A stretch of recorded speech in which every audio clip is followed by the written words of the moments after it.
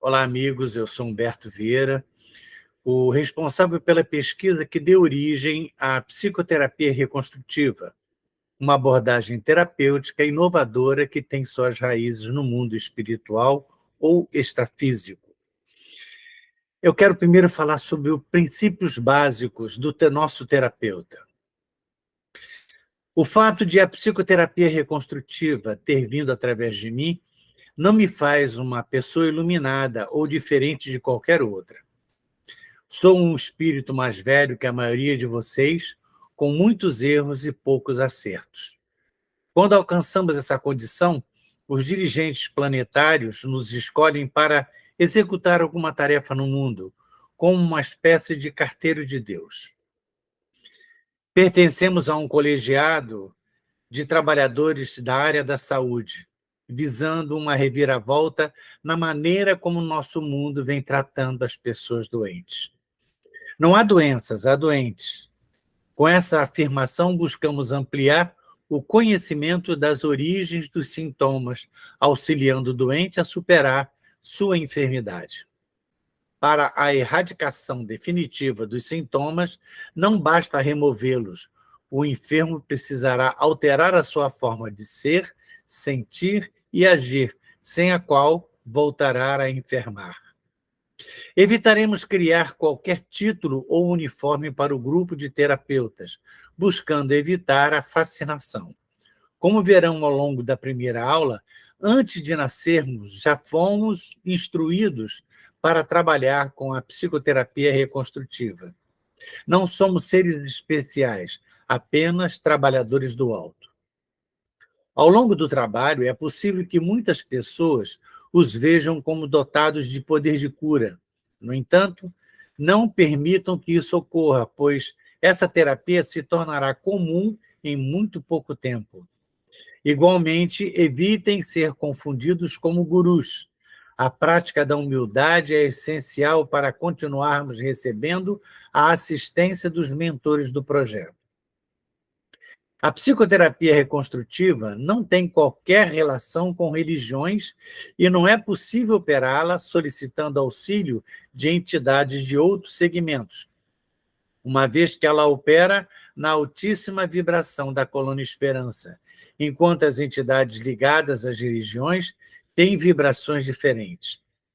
Caso essa tentativa seja feita, as entidades superiores, em respeito à decisão do terapeuta, se afastarão. O terapeuta deve ver o mundo através dos olhos do seu paciente. Só assim entenderá o quão grande é a sua dor.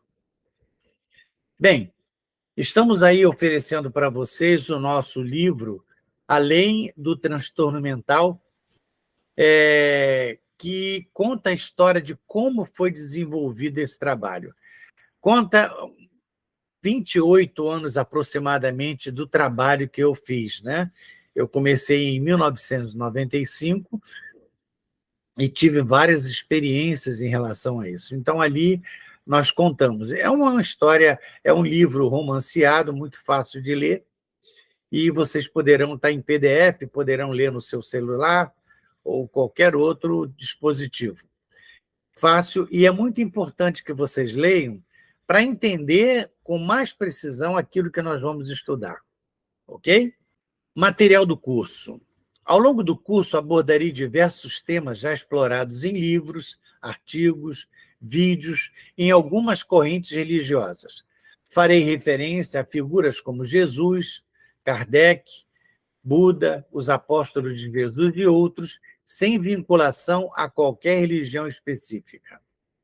É importante destacar que em nossa equipe contamos com terapeutas de diversas crenças, como católicos, espíritas, umbandistas, judeus, evangélicos, inclusive pastores evangélicos, e pessoas sem filiação religiosa. Portanto, é fundamental evitar a confusão entre conceitos religiosos e a prática da psicoterapia reconstrutiva, que se propõe ser uma ciência integrante da medicina do futuro. O que os benfeitores dizem é que no futuro ela vai estar associada à medicina, quando a medicina trata do corpo e o terapeuta vai tratar dessa área que nós vamos abordar. Conscientizemo-nos de que a psicoterapia reconstrutiva é um procedimento originado do mundo espiritual ou extrafísico, com o propósito de impulsionar os avanços na área da saúde. Vamos observar que até agora a nossa abordagem tem sido predominantemente orgânica, muitas vezes influenciadas por interesses que exploram essas pessoas doentes. Aí a gente sabe a indústria farmacêutica, planos de saúde, hospitais e tudo mais.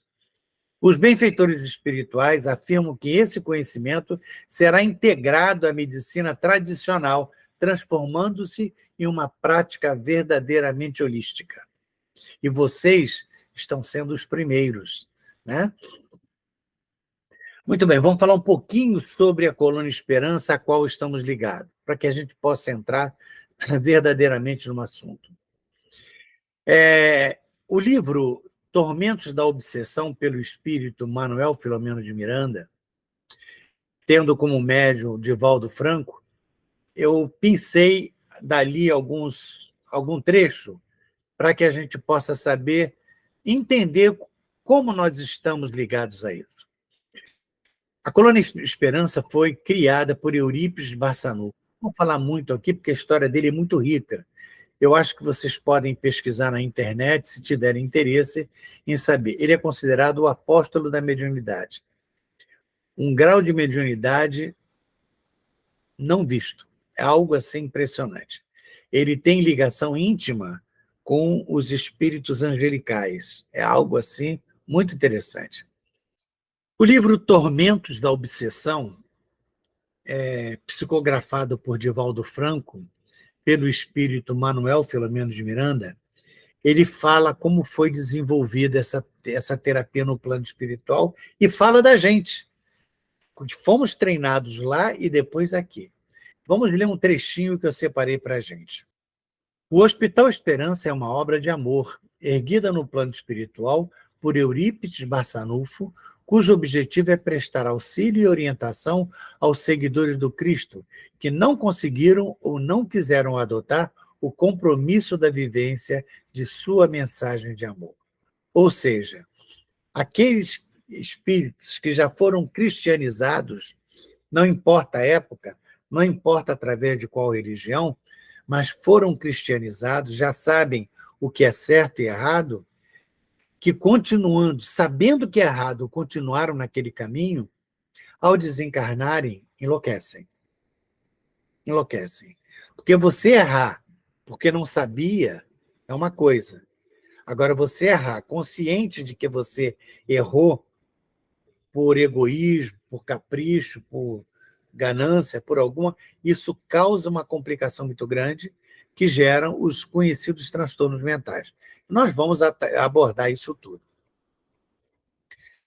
O hospital faz parte do planejamento do Espírito Verdade, que é Jesus, do transporte da árvore do Evangelho para o Brasil, pois logo depois de lançadas as bases da doutrina em plena França positivista, ele, o Espírito, trouxe as sementes doutrinárias para esse rincão, que a esse tempo já estava predestinado há 400 anos em se tornar o celeiro da mensagem cristã à luz da imortalidade.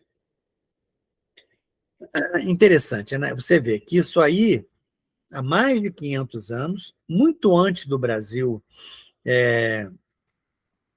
ser descoberto, já estava destinado a árvore do Evangelho vir para cá. O que é essa árvore do Evangelho? São os espíritos que já foram cristianizados ao longo dos milênios, desses 2 últimos milênios. Aqueles que já tiveram contato com os ensinamentos de Jesus. Então, já sabíamos o que era certo e o que era errado.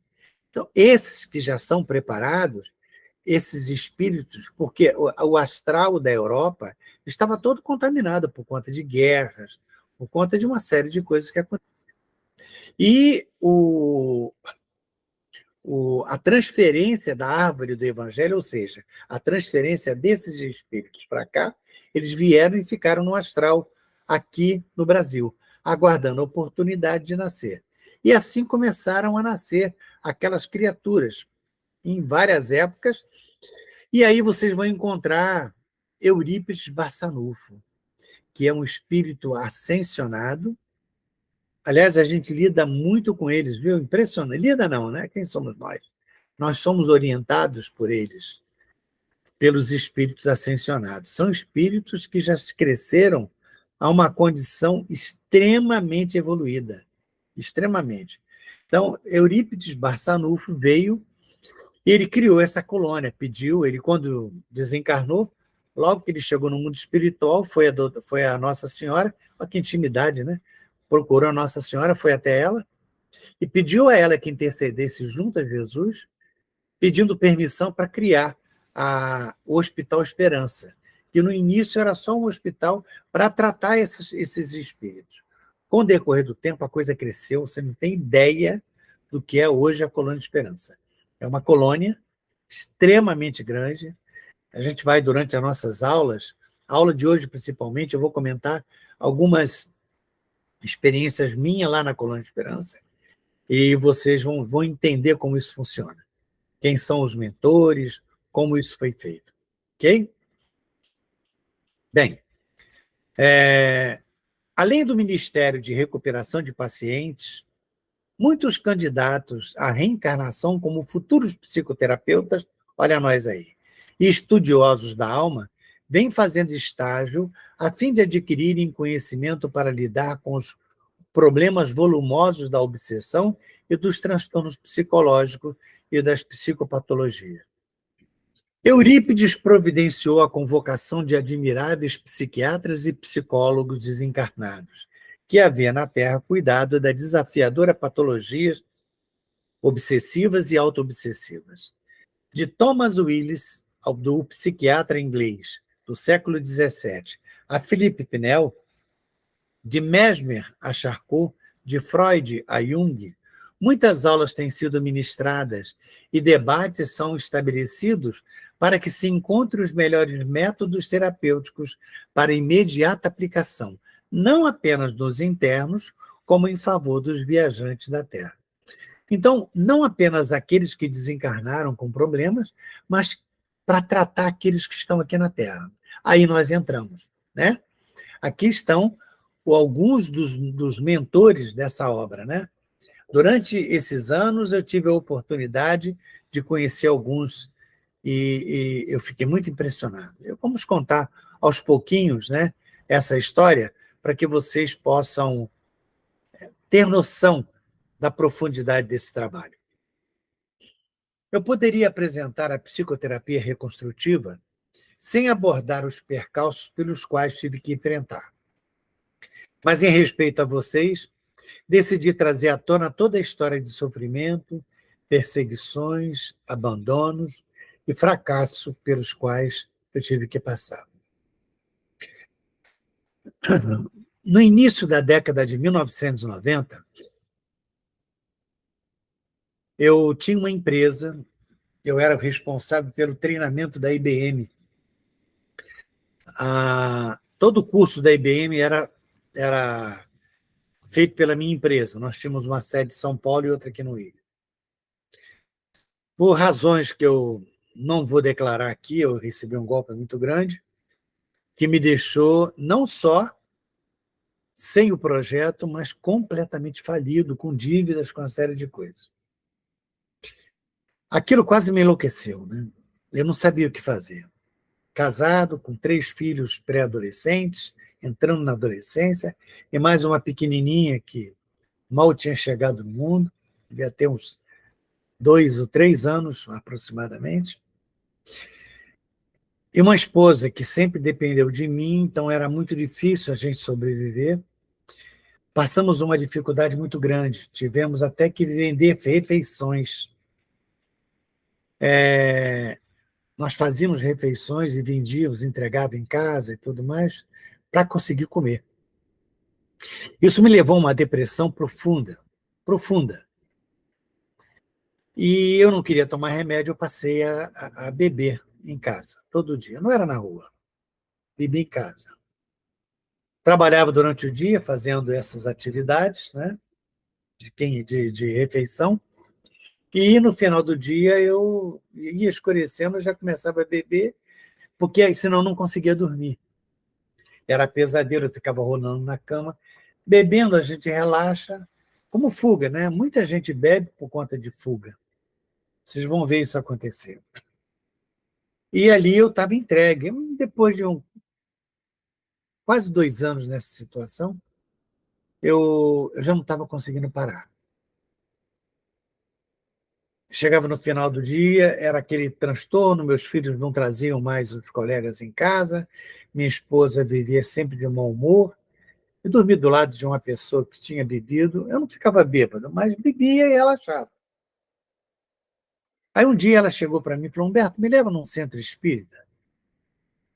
Eu falei assim: centro espírita? Mas para quê? Eu não tinha uma religião na época, não tinha nenhum conhecimento.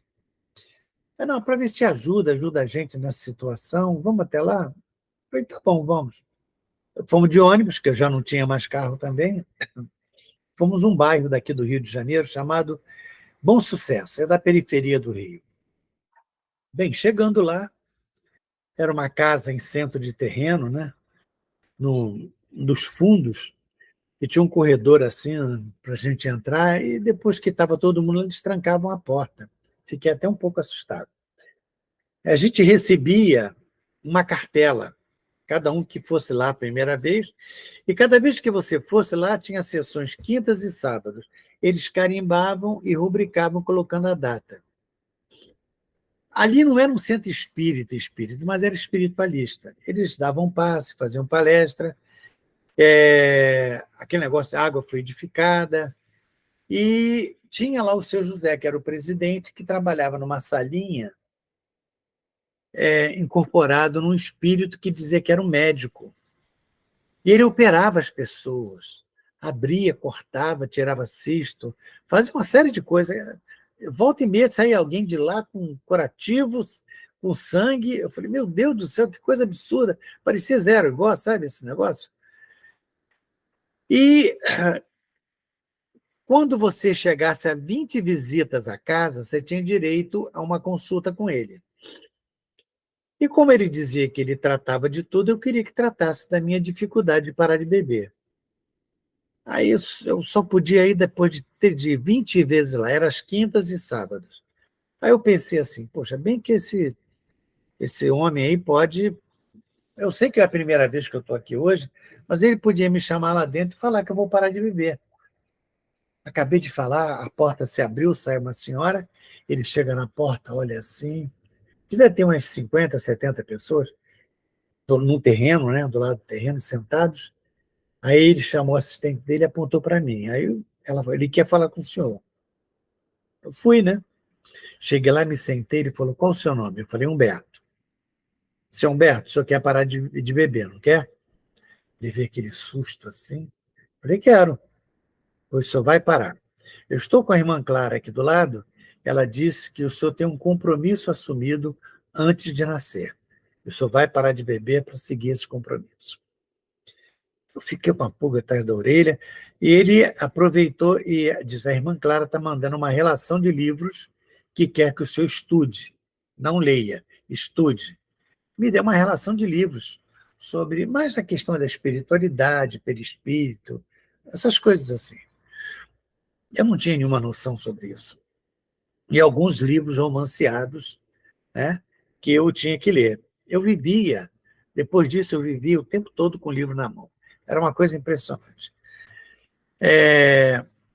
Ele falou para eu voltar daqui a 40 dias. Ele só, quer dizer, eu tinha que ir toda quinta e todo sábado, mas daqui a 40 dias ele me atender de novo. Aí eu fui para casa, era uma quinta-feira. Não bebi na quinta, não bebi na sexta, no sábado eu estava lá. Aí eu pensei assim: isso deve ter sido a armação da minha mulher.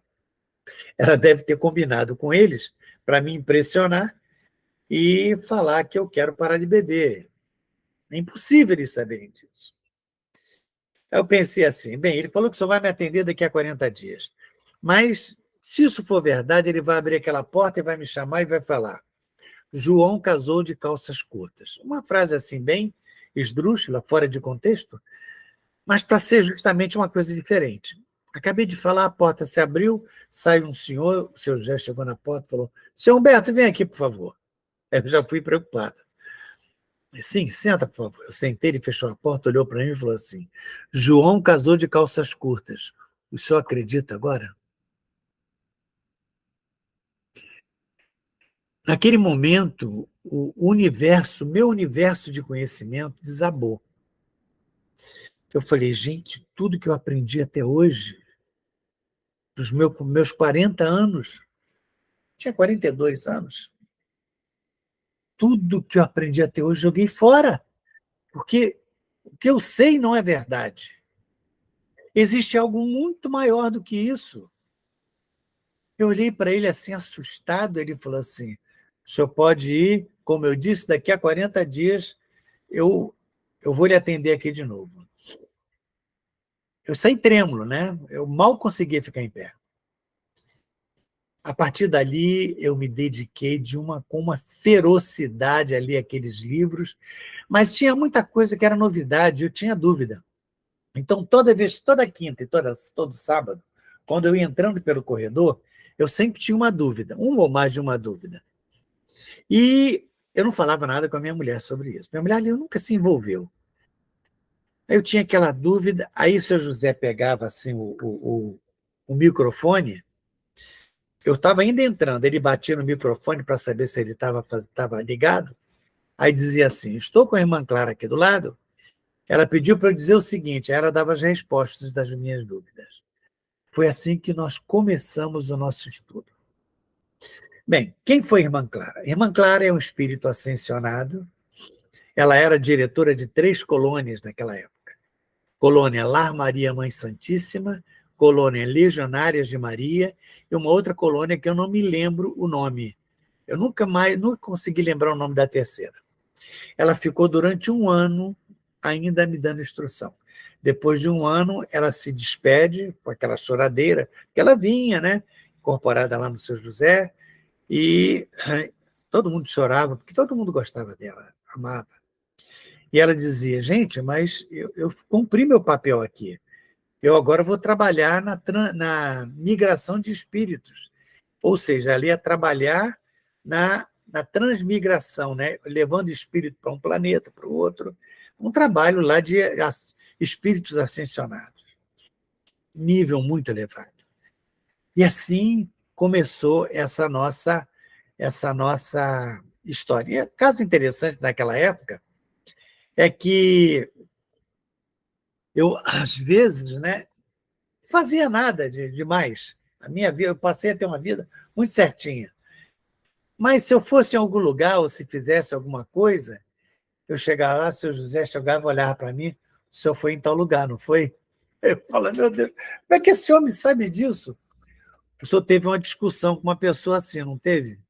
Eu ficava impressionado. Falei, gente, eu não tenho mais vida. Eu estou sendo vigiado o tempo todo. Eu tinha vergonha de ir no banheiro porque tinha alguém que estava comigo. Então eu falei, gente, o que estava acontecendo? Até que eu descobri depois que era o irmão Abel. Eu chamava ele de X9. O irmão Abel, um espírito muito jovem. Mais uma que eu vou contar para vocês, eu sei que vocês não vão acreditar, mas faz parte, eu tenho que falar. O irmão, uma vez eu estou na sala do seu José, naquela salinha dele, e era muito calor, e tinha um ar-condicionado que estava desligado. Eu falei, ué, está desligado o ar-condicionado? Não, ele enguiçou, mas fica tranquilo que o irmão Abel está consertando. Eu olhei assim, como? Irmão Abel está consertando. Não, ele mexe com essas coisas. Tá bom. Aí, durante a nossa conversa, de repente, o ar volta a funcionar. Aí ele vê aquele susto e fala, tá vendo, ele acabou de consertar. Aí, cada vez que eu tinha uma dificuldade, passava uma dificuldade financeira muito grande. Quebrava as coisas, minha impressora enguiçava, computador enguiçava, aí eu me concentrava, pedia o irmão Abel, o troço voltava a funcionar. Eu sei que vocês não vão acreditar, eu evito de falar muito dessa parte da irmã Clara, lá do seu José, nem coloquei no livro, E quem vivia muito isso era minha esposa e meu filho mais velho, né? Houve uma vez, naquela época, meu filho queria fazer um curso de montagem de computador. Muito comum na época, né? Década de 90. Eu tive que sair, passei o dia fora, ele levou um colega lá para casa, pegou o meu computador, desmontou todo, botou tudo em cima da mesa, as pecinhas assim. Minha mulher, quando viu, falou: seu pai vai te matar, olha o que você fez. Ele depende disso para trabalhar. Não, vamos montar. Aí montaram o computador não funcionou. Nem ligava. Montaram e os dois ali começaram a suar, meu filho começou a chorar, que eu ia chegar, eu ia brigar com ele, eu dependia daquilo. Aí minha mulher falou assim: vamos pedir o irmão Abel? Gente, pediu o irmão Abel, o computador voltou a funcionar. E teve mais uma série que eu vou parar por aqui, porque eu sei que chega a ficar. É inverossímil, por isso que eu falei. É inverossímil, não dá para acreditar nesse tipo de coisa. Mas vocês vão entrar nesse mundo. É isso que eu quero que vocês entendam. Bem, um dia, então, eu resolvi conhecer o Museu de Imagem do Inconsciente, que fica dentro do hospital. Eu entrei e fiquei impressionado com a vida daquelas criaturas.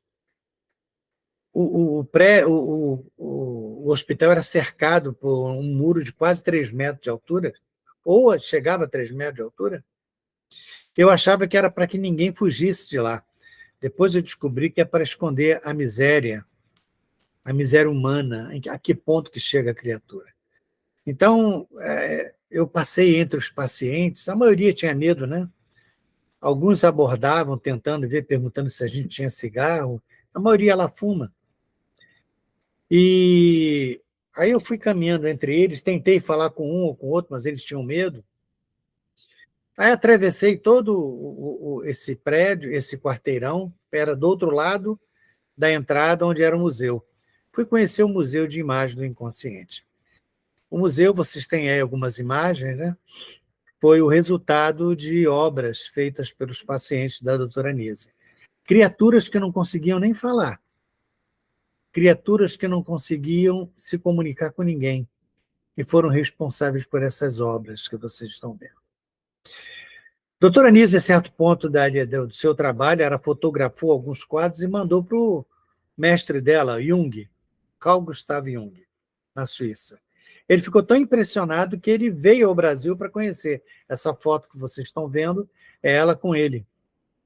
E ele ficou tão impressionado com o resultado, né, porque ela despertou, ela descobriu uma forma de fazer com que aquelas criaturas que eram aprisionadas dentro de si mesmas conseguissem se comunicar.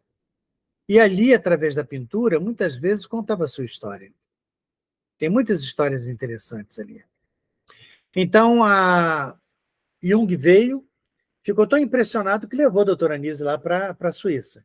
Ela passou um ano, acho que foi em 2 vezes, passou um ano na Suíça, no Instituto Jungiano, estudando com ele, participou do 3º Congresso Mundial de Psiquiatria, apresentando seu trabalho, ficou mundialmente famosa. Só quem não deu muito valor a ela foram os médicos daqui mesmo. Aliás, fizeram um filme com a história da doutora Nise. O nome do filme é Nise, o Coração da Loucura. Esse banner que vocês estão vendo aí. Eu estava no hospital, estava trabalhando lá ainda, na época que o filme foi rodado. A Glória Pires, ela fez o papel de Nise. Gente, foi um ano assim, extremamente tumultuado lá, por causa da equipe de filmagem, né? Mas tivemos que conviver com o nosso trabalho e com eles. E o filme conta o início do trabalho da doutora Nise. Só o início. Quais foram os primeiros passos para que ela chegasse até onde ela chegou. Depois disso, o trabalho dela cresceu e cresceu muito. Aqui eu tenho uma imagem da doutora Nise, já no finalzinho da vida, foi basicamente quando eu cheguei, né? É aí que ela estava. Esse prédio Odeon Galotti, esse prédio grande aí que vocês estão vendo de novo, eu consegui ali uma sala pequenininha, uma sala de 9 metros quadrados, junto com o senhor Jacinto Vaz. O senhor Jacinto usava aquela sala, ele tinha conseguido, que fizeram desse prédio um centro comunitário. Centro Comunitário Pedro II. A intenção era colocar entidades não governamentais ali, qualquer entidade, para fazer algum tipo de atividade que pudesse ajudar os pacientes e o público, fazendo com que o público conhecesse melhor aquele, aquele trabalho no hospital. Os médicos diziam que o centro comunitário era como se fosse um buraco no muro do hospital, para que as pessoas, sem precisar entrar dentro do hospital, conhecessem a vida daquelas pessoas. Então, ali nós começamos, eu reuni um grupo e começamos a fazer um trabalho social. Deixa eu explicar primeiro para vocês. Existiam 3 tipos de pacientes. Existiam os moradores, que eram aqueles que as famílias levaram quando estavam em crise, muito séria, né? Isso numa época muito antiga, uns década de 70, 80. E naquela época tinha dificuldade, inclusive telefone. Então, eles internavam, a própria família internava e dava endereço de telefone errado. E deixava lá a pessoa. Então, como eles não poderiam ser devolvidos, aí então o Estado assumia a responsabilidade sobre eles. Tanto é que tem um dos prédios, é o prédio de moradia, onde tem diversos, é como se fosse um hotel, diversos quartos, cada quarto com duas camas, e eles ali convivem, né? Então, eles têm todo tipo de atividade. Ele tem as atividades, são amigos, ele tem dança, tem atividade social, medicação, terapia, ou seja, eles são mantidos, têm alimentação, almoçam, tomam café da manhã, almoçam, café da tarde, jantam. Então, tem uma atividade completa. Muito melhor do que tivesse dentro da família, que a maioria eram moradores de favela. Mas, então, aconteceu que existiam esse público lá dentro. Naquela época, se não me engano, eram umas 300 pessoas que tinham internadas, na época que eu entrei. Tive contato com muitas delas. Existia um segundo grupo, que era aqueles que eram internos provisoriamente, aqueles que, depois que descobriram que estavam abandonando lá, criaram outro meio. Hoje em dia, você não interna mais no hospital. Você tem que levar para um CAPS, que é o Centro de Atenção Psicossocial, que tem em cada bairro. Então, os bairros têm esse centro de atenção e ali eles fazem a triagem. Se tiver que internar, eles providenciam a internação. Quando termina, devolve para a família. E fazem visita na casa da pessoa para saber se ela mesmo, porque tem que devolver, né? Então, hoje em dia é diferente. Então, a pessoa internada fica lá durante um tempo até se estabilizar com a medicação e devolve para a família. E tem um terceiro grupo. Esse terceiro grupo eles chamavam de usuário. Não é usuário de droga, não. Usuário pelo seguinte, eles tinham sido tratados, estavam estabilizados, mas não tinham o que fazer. Então, o que eles faziam? Durante o dia, eles iam para lá de manhã, tomavam café da manhã, almoçavam, tomavam café à tarde e iam embora. E a maioria era morador de rua. Ou então de comunidade, eram muito pobre, não tinha dinheiro nenhum, não tinha como se alimentar em casa, não tinha nenhum fogão. Então, eles iam para lá. O grande problema era sábado, domingo e feriado, porque os funcionários do hospital, funcionário federal, não trabalhavam no feriado, fim de semana esticado, sábado e domingo. E como é que acontecia? Só ficava uma equipe pequena para poder manter a alimentação dos internos, dos moradores e dos internos, né? Esse pessoal, que era o usuário, que eram moradores lá de fora, que iam para passar, usuário que usava o hospital durante o dia. Então, eles se alimentavam, ficavam fazendo trabalho manuais, né? Fazendo cordão, essas coisas assim, e aproveitar para fazer terapia junto com psicólogos. Faziam terapia e passavam o dia fazendo isso. Então, eles não tinham acesso ao hospital nesse final de semana e passavam fome. Foi quando eu descobri isso, falei, vamos começar com um trabalho social.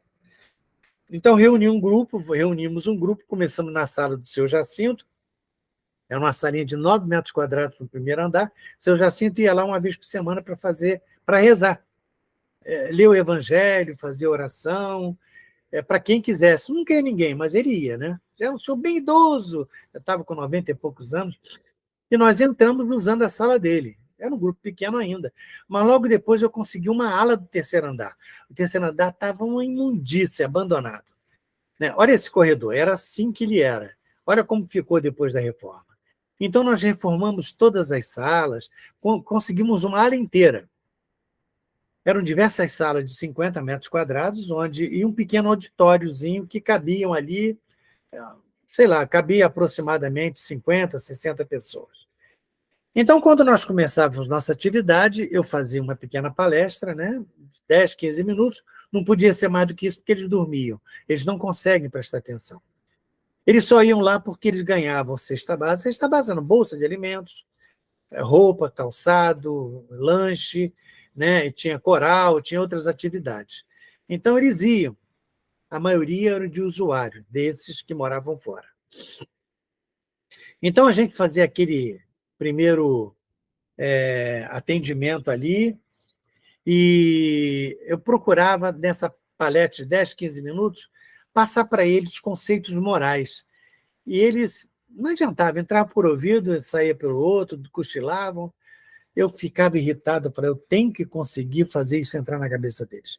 Aí um dia escutei na minha mente assim, pare de falar e interprete. Falei, o que é isso, interprete? Como assim eu vou interpretar? Aí eu fiquei com aquela pulga atrás da orelha, né? Até que falei, já sei. Eu peguei uma cartolina grande, escrevi teatro e coloquei na entrada. Coloquei dia e hora, né? Era fim de semana. Uma sala que costumava ter 15, 20 pessoas, de repente encheu, tinha mais de 60 pessoas, tinha gente sentado no chão. E eu comecei a escrever os esquetes. Só que aí o seguinte, eu reuni a equipe e falei, olha, vamos fazer um teatro aqui para ver se a gente consegue passar isso que eu tento falar através do teatro, da encenação. Tem alguém aqui que gostaria de fazer papel de ator, de atriz?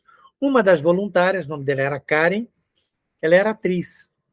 Então ela falou, eu sou atriz, eu trabalho em teatro. Eu falei, nossa, que maravilha! E ela ficou responsável pelo teatro. E ela trouxe os colegas dela do teatro e trouxe também os figurinos, né? Para fazer as interpretações. E eu escrevi os esquetes. Os esquetes eram sempre falando sobre uma deficiência moral.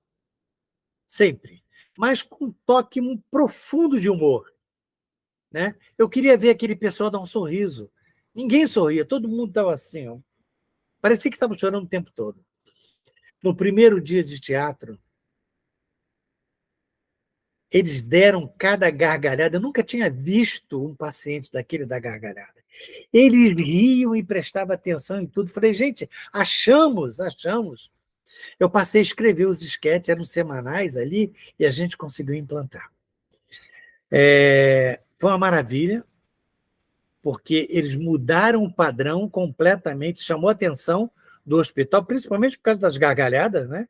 O pessoal, os técnicos de saúde, que estavam de plantão, médicos, enfermeiros, iam lá para saber por que eles estavam dando gargalhada. Eles sabiam que o paciente não dá gargalhada, eles não riam. E ali eles riam. Então, comecei a fazer um contato com eles assim muito interessante. E eu vou seguir nessa linha para que vocês entendam. E com isso, eu tinha buscado uma formação em psicanálise, eu queria abordar essa questão da psicanálise com eles. Não uma psicanálise convencional, mas uma coisa um pouco mais abrangente. E eu tinha uma sala que eu atendia as pessoas, fazendo uma entrevista assim, de 15 minutos, 20 minutos, aí vinha outro, toda semana. Mas tinha um paciente lá que eu tinha uma intimidade maior, o José. José estava sempre lá comigo, se oferecia para ajudar as coisas, carregar as coisas, para ajudar. Ele era um trabalhador, né? E eu falei um dia para ele, Zé, como é que são as vozes que falam com você? Ele, não, nenhuma voz fala comigo, não. Eu falei, como não? Todo mundo escuta a voz, vê espírito. Não vejo nada disso, não. Falou com medo, né? Eu falei, nossa, deve ser obsessor sério, né? Eu, não, por que isso? Por que você diz que não? Não, o doutor falou, o psiquiatra, que eu não posso mais ouvir e nem ver, porque isso é coisa da minha cabeça. Isso não existe. Bom, se você escuta, se você vê como não existe, não, é coisa da minha cabeça. E se eu der atenção, vai continuar aparecendo. Aí eu pensei, falei assim, gente, como é que eu faço para poder entrar nisso, hein? Eu preciso conhecer isso. Pesquisador é um inferno, sabe? Pesquisador, ele se mete em cada furada, ele entra em cada buraco para poder tentar descobrir as coisas, ele se passa por cada situação, e eu resolvi passar por um paciente mental. Eu cheguei para ele e falei assim, você sabe que eu também vejo, eu também escuto? O senhor escuta, seu Humberto? Escuto, escuto e vejo. Isso é uma coisa natural. É natural? É. Então me fala, como é que são? Não tem uns amigos aí que falam comigo, não sei o quê, mas falam com um pouco de medo, né? Aí ele falou um pouco e deixei para a semana seguinte. Semana seguinte ele volta. Seu Humberto, eu conversei com os meus amigos, escuta só, eu conversei com os meus amigos, eles disseram que queriam fazer uma entrevista com o senhor. Eles querem fazer terapia com o senhor. Eu gelei na hora, eu falei assim, meu Deus do céu, será que eu estou ficando senil, estou ficando doente também? Ou, bem, vamos em frente, eu comecei, né? Aí marcamos para a semana seguinte ele chega, entra na sala, cabeça baixa, triste. O que houve? Ah, os meus amigos estão lá embaixo, mas o guarda não deixou ele entrar. Eu sabia que não tinha guarda no sábado e no domingo. A gente trabalhava nesses dias, finais de semana. Porque era voluntário, né? Um pessoal que trabalhava ia para lá para poder ajudar no sábado e no domingo. Mas eu sabia que tinha um guardião lá embaixo. Vocês vão entender o que são os guardiões aí mais adiante. Aí eu falei, eu vou pedir mentalmente que ele libere os seus amigos. Eu realmente me concentrei e pedi que liberasse aqueles amigos dele. Correndo um risco danado, né? Porque ele não sabia o que ia acontecer. De repente ele deu um sorriso, chegaram, estão aqui. Aí eu falei, ai meu Deus do céu, eu ali tentando segurar. Sabe aquele negócio de você com medo, mas não podendo mostrar que está com medo? Eu falei, então tá bom, senta todo mundo, eu vou começar a fazer entrevista com ele, mas vou fazer do meu jeito, tá bom? Tá bom. Eu vou fazer a pergunta a eles em pensamento, eles vão falar para você e você vai me responder falando. Você concorda? Não, eles concordam. Aí a primeira pergunta que eu fiz, quem são vocês e o que faz com que vocês sejam unidos? Imediatamente José falou, nós nos chamamos Galdino, Tibúrcio e Walter. Nosso grupo era muito maior. Mas, infelizmente, de vez em quando vem um anjo e leva lá para a luz. Nós temos o maior pavor de luz, que diz que a gente se queima lá. E, hoje em dia, somos nós três aqui do lado de cá. E tem o José, que está aí do mundo de vocês. Nós, no passado, nós éramos assaltantes de fazenda. A gente roubava gado, a gente roubava, fazia assalto, fazia uns servicinhos meio ruins, sabe? E cada um que foi morrendo, foi indo embora, e ficou todo mundo do outro lado. E o Zé nasceu. Ele nasceu, nós encontramos, o grupo todo estava com ele. Só que está todo mundo sendo levado e a gente está aqui apavorado com medo de chegar a nossa vez. Não, fique calmo. Aí eu falando, né? Fiquem calmos. Primeiro eu gelei. Primeira coisa eu gelei. Falei, gente, eu estou conversando com o espírito. Como é que se pode? Aí me lembrei da irmã Clara. Eu falei, não, gente, é alguma coisa a mais. Tem que ter alguma coisa. E aí eu comecei um diálogo interessante com eles, descobrindo qual é o gênero de vida deles, o que acontece, como é que eu posso fazer para poder remover esses irmãos. E aí foi que eu fui levado um dia para a Colônia de Esperança. A doutora Anise viveu até 1999. No ano seguinte, no ano 2000, eu estava dormindo, e aí eu sonho que eu estou num hospital, mas um outro hospital, um hospital maravilhoso, imenso. Sabe, tudo limpinho, tudo claro, sabe, uma música suave, muito suave, que parecia que trazia assim, embalava a gente, e um aroma, um perfume que parecia que curava a alma da gente. Eu fui caminhando e eu me agreguei a um grupo.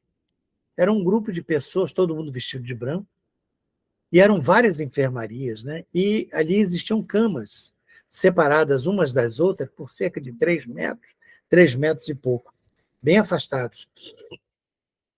E esse grupo ia de cama em cama, e cada cama tinha lá um espírito, né? Alguém, uma criatura deitada com uma determinada doença. E tinha uma pessoa mais velha que parecia ser um instrutor.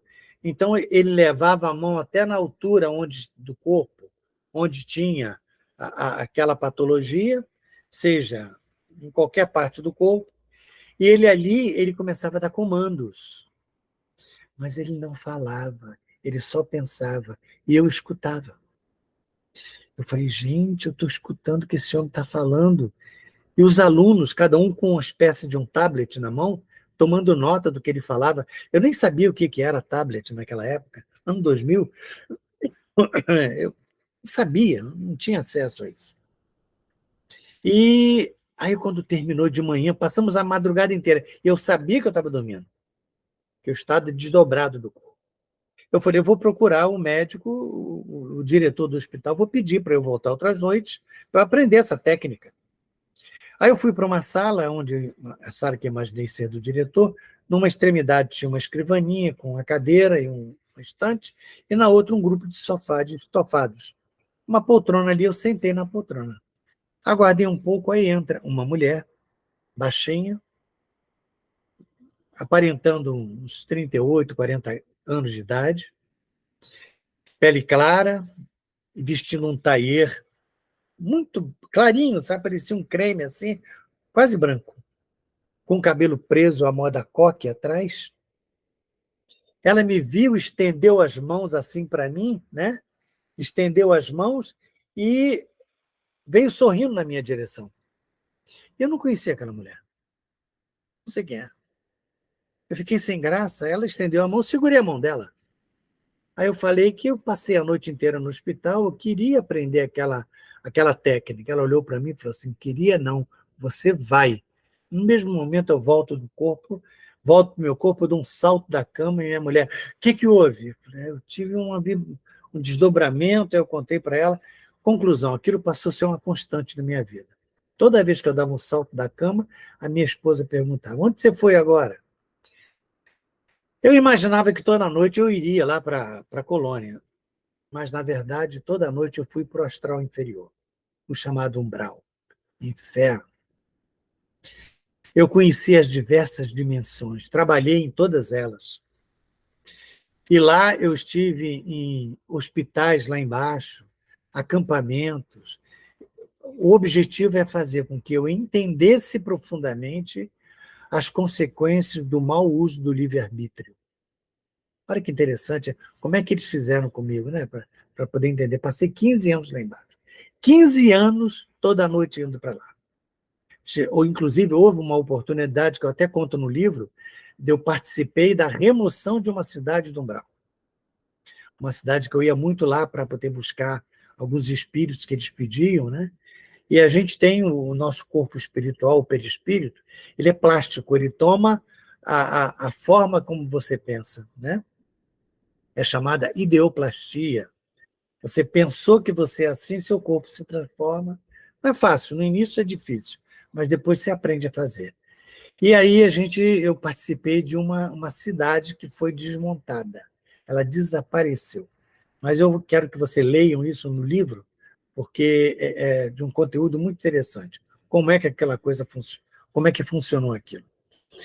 Então, eu passei a ir ali e tive diversos encontros com vários espíritos, sabe, que trabalhadores. Em 2015, a terapia já estava pronta, não tinha mais nada ali, no que nós nos propunhamos, que seria o tratamento de transtorno mental.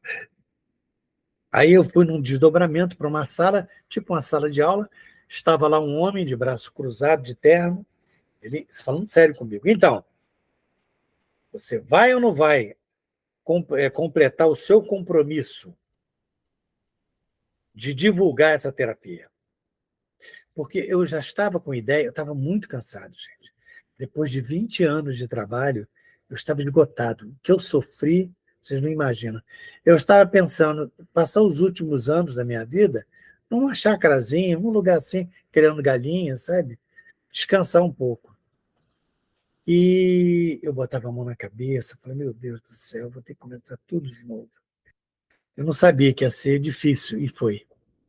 Eu falei, não, tá bom, eu enfrento, eu encaro. Vamos sim, vamos eu vou fazer a divulgação.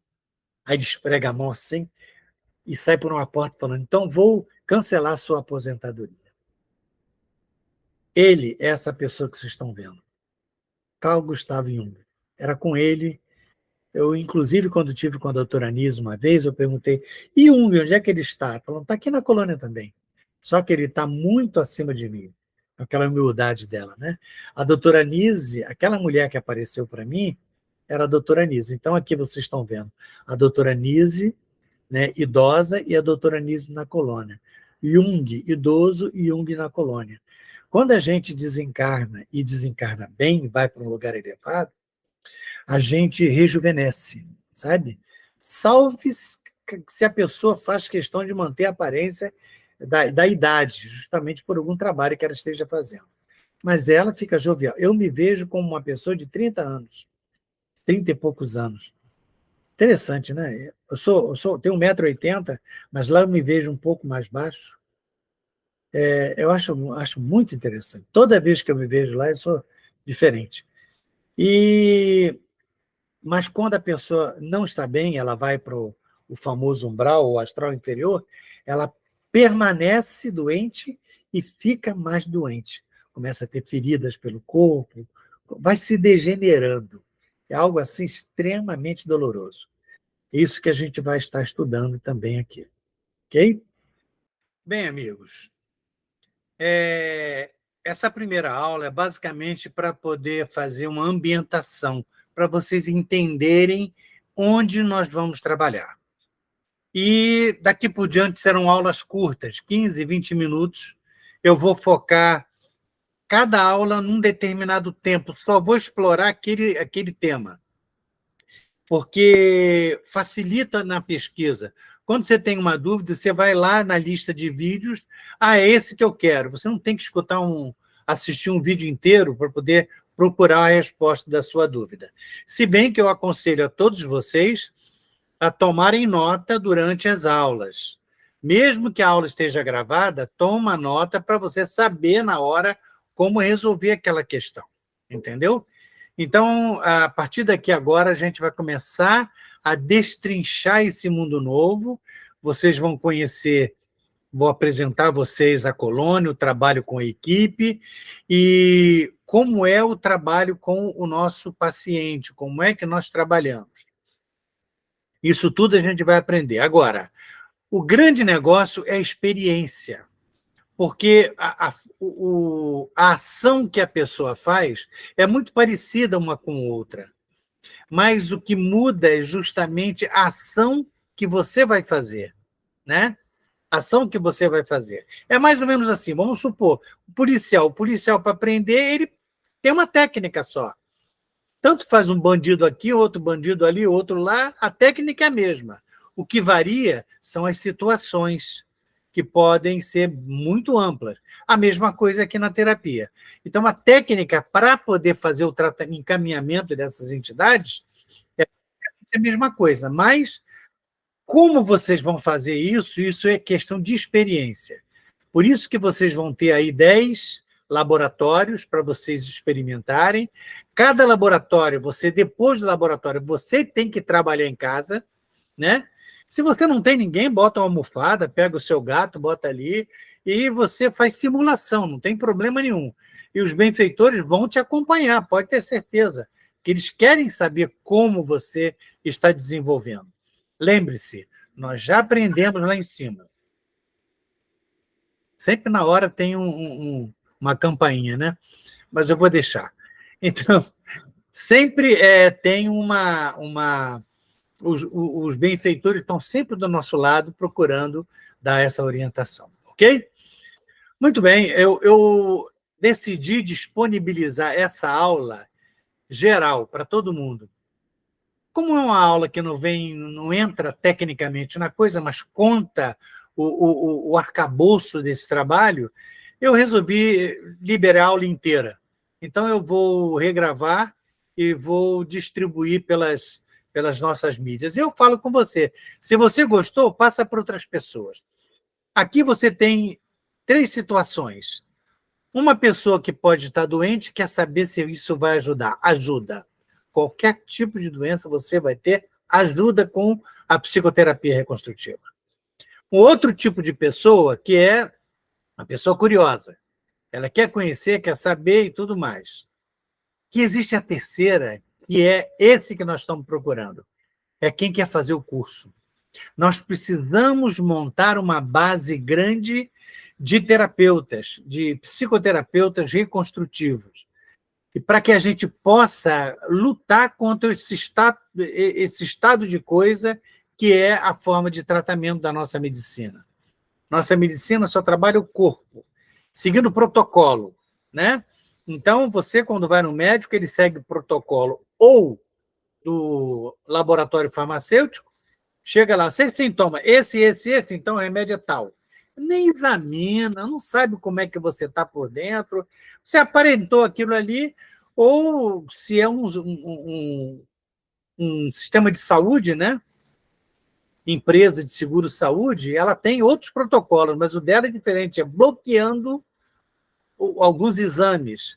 Então, quer dizer, mesmo hospital particular, para você ter ideia, isso cai até mesmo dentro do nosso sistema de saúde pública.